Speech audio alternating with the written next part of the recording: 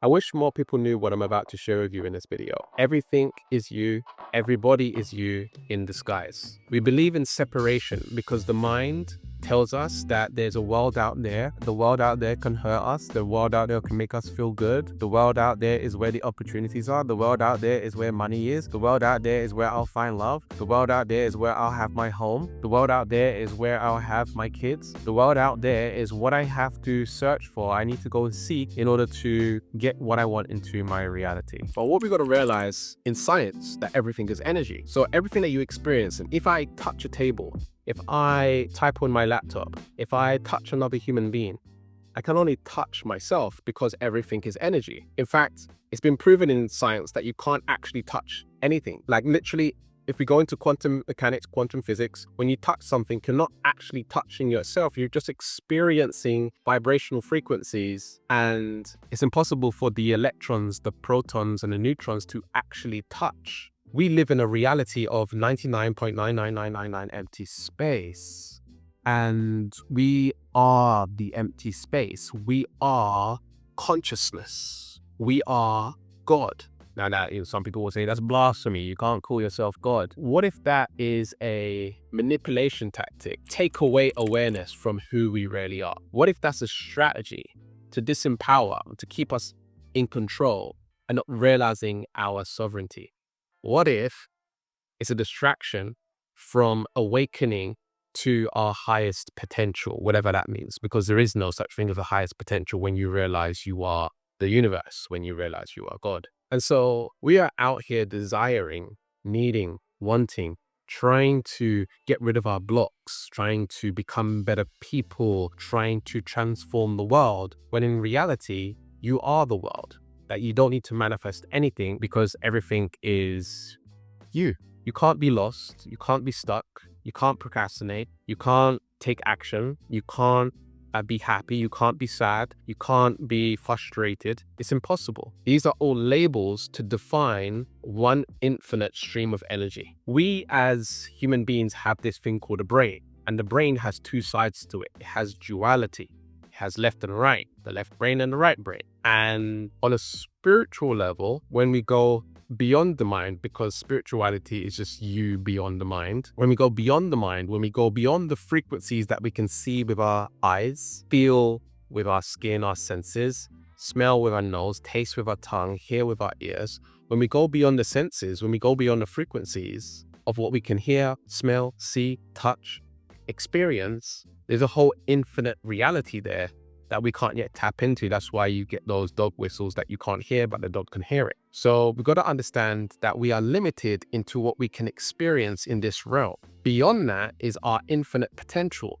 And the mind is limited to, a certain degree of frequency. If we go beyond the brain, we go beyond the dualistic left brain, right brain logic and creativity, we will realize that it's just pure consciousness, pure awareness, pure is, pure God. And that is everything that we experience in this 3D dimension, right? Got my laptop over here, we got the kitchen at the back. Right now I'm in an Airbnb in Vietnam, and all of this around me right now, the window over here, the TV over here, the bed that I'm sitting on, is all me. Now, when I say me, it's still kind of an identity, right? Me. In the spiritual, when we go beyond the mind, there is no me, just is. And even when I say is, I'm still labeling it because I need to describe what I'm trying to teach to you so you can go and experience that for yourself. And that even that you're hearing me right now speak, you are articulating it, or you are comprehending it, should I say, in whatever way you choose. The ego is going to have its own interpretations. Everything I'm saying right now, everybody is going to take it differently if they're functioning from the narrative and stories and his story, the conditioning of the mind. However, when you come out of the mind and you're not listening with your mind, you're listening with your truth, you're listening from source, you're listening from the oneness, now all you're hearing is yourself. You realize that actually anything in this world is not something that I need to desire, get, or try to manifest or create in my reality. It's more that I get to choose whatever energy frequency I want to tap into, because I am energy and I am source, I am God.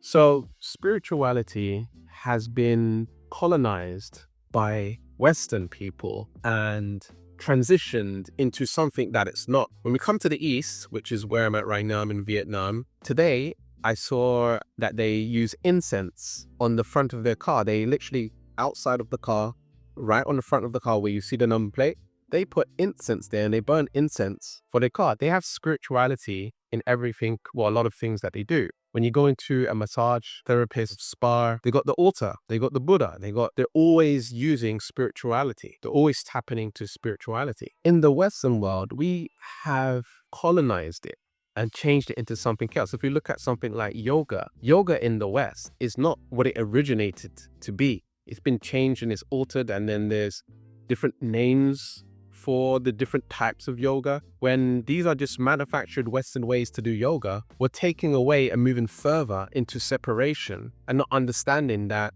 in yoga, there's a connectedness that happens where you reconnect with self, where you reconnect with who you really are, you reconnect with your breath, you reconnect with body, you reconnect with everything, because everything is you. You begin to remember who you really are. The intention of spiritual practices isn't to manifest, right, or to create something into your reality. It's to realize that any reality is also you, and that you don't need to actually manifest it because it's already you. If I asked you to feel happy right now and imagine yourself being happy, you could change your internal state to be happy. If I asked you to recall a happy time in your life right now, you can embody the feelings of happiness. You can experience that right now. If I asked you, imagine the result you want from manifesting more money in your life, it would lead you to a feeling, right? I want to manifest more money because it makes me feel abundant or it makes me feel secure. So if we just take the word secure and I ask you to feel secure right now, feel secure in your body, imagine you're completely secure, automatically you've tapped into the energy of being secure. So in reality, we don't want to manifest a thing, we want to manifest a feeling. Okay, we want to feel a certain way. And so we want the thing in order to feel a certain way, whether it's a relationship, whether it's more money, whether it's more success, whether it's a home, whether it's spirituality. It doesn't matter what it is. All of that is the matrix. You know, we are in spirituality right now. And people who are more spiritually inclined are searching for higher levels of consciousness, higher levels of spirituality. However, there is no search because the search is you. You have to realize that you are already all frequencies. You are a high vibrational frequency. You are a low vibrational frequency. You are it all now. So there's nothing to get to. We've been taught that things are linear, that, okay, I have to work and meditate for hours, do all this practice, do all this stuff. And then I'll have this huge realization and breakthrough and I'll become enlightened or I'll manifest a thing into my life. When in truth, you're already there. Your ego, the mind, the dualistic thinking is saying that you are not there yet, that it's somewhere in the future, which actually doesn't exist. Future is impossible. Past is memory. Future is imagination. Future is predicting, imagining scenarios in your mind, predicting how things can be in the future. Doesn't actually exist, because when you're thinking about the future, you can only think of it in the now. When you think of the past, you can only think of the past in the now. Doesn't exist anywhere else apart from now. And that is true spirituality, here and now, beyond ego, presence, non-duality, isness, God, samadhi. And so what we want to do is come back home and realize there's no separation at all. It doesn't exist. And so you are made up of the same energy that can be in two places at the same time. What does that mean?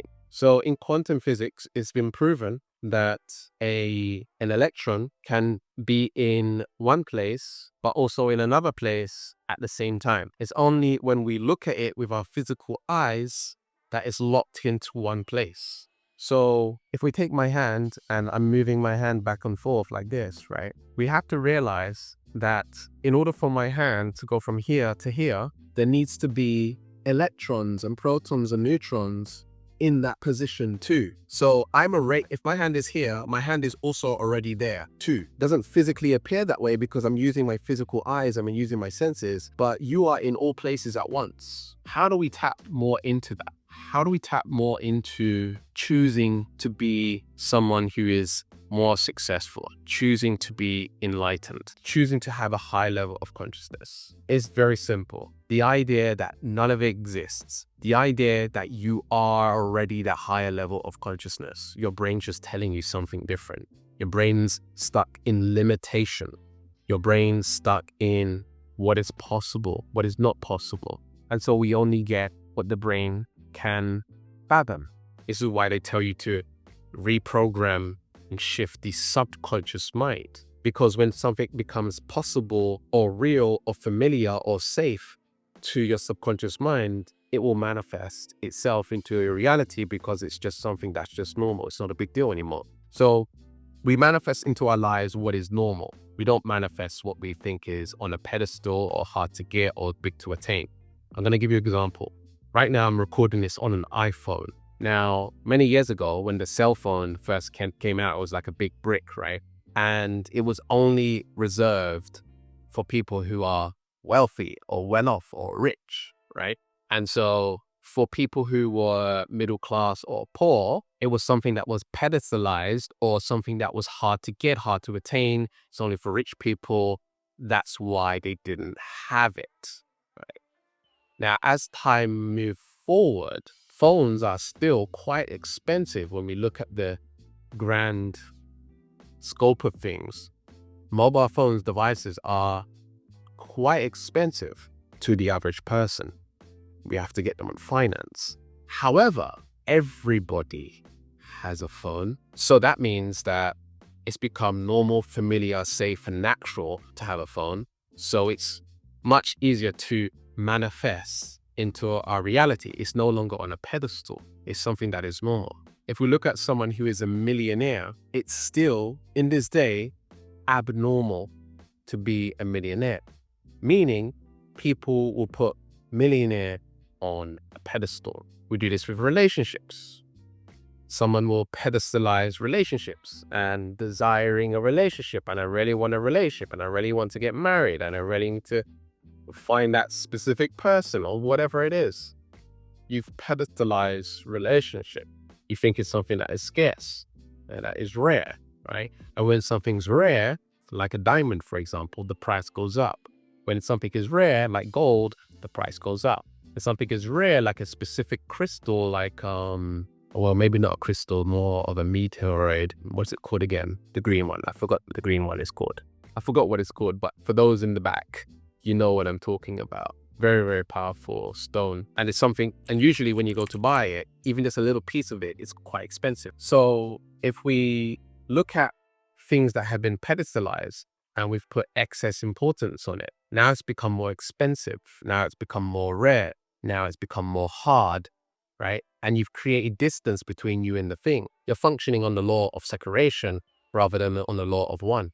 That actually the thing I want is me. And it's not bigger than me, it's not smaller than me, it's just equal. Because everything in this reality is equal. The brain interprets it as something better, as something worse, as something good, as something bad, when in reality it just is. And when we can get to that point that everybody and everything is us, is me in disguise, you are more present and connected into what we call God, universe, and we are allowing that energy to be us and us being it, rather than creating disharmony, disconnect from nature, from God, from right? And stepping into the frequency of the flow of the universe. And then we'll be guided, and then we'll be shown, and then we'll be able to share our purpose more and connect with our truth way more. When you see yourself as separate, when you see yourself as an individual, when you see yourself as independent, which is a word that I recommend that you stop using. I'm an independent woman. Stop using that. Beyonce tricked you, right? Feminism tricked you. You see, we want to come back to the we, not the I, me. I'm an independent, I'm strong, No, we need each other. We need to work together as a human race. We need to come together and create a unit. We need to unify. It's called the universe. We need to unify and have unity and sovereignty. And sovereignty is realizing that you are source, that you are God, that you are everything.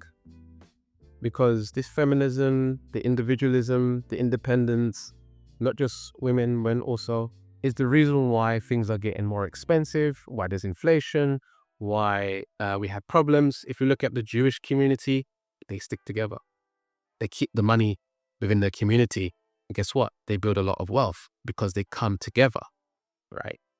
Whereas other communities, they don't do that as much, right? So that's what we got to realize, is that it's not about me. The me is a problem. The me is a challenge.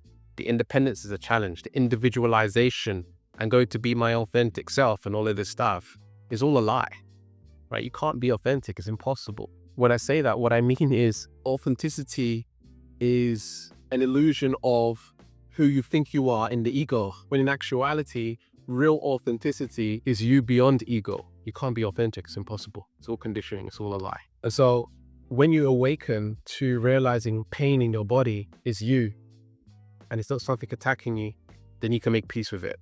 And sometimes the pain can dissolve. When you realize the house that you want is you will no longer chase it because you realize it's you. When you realize that you want to manifest more money, that you don't need to manifest it because it's you, you're awakening to who you really are.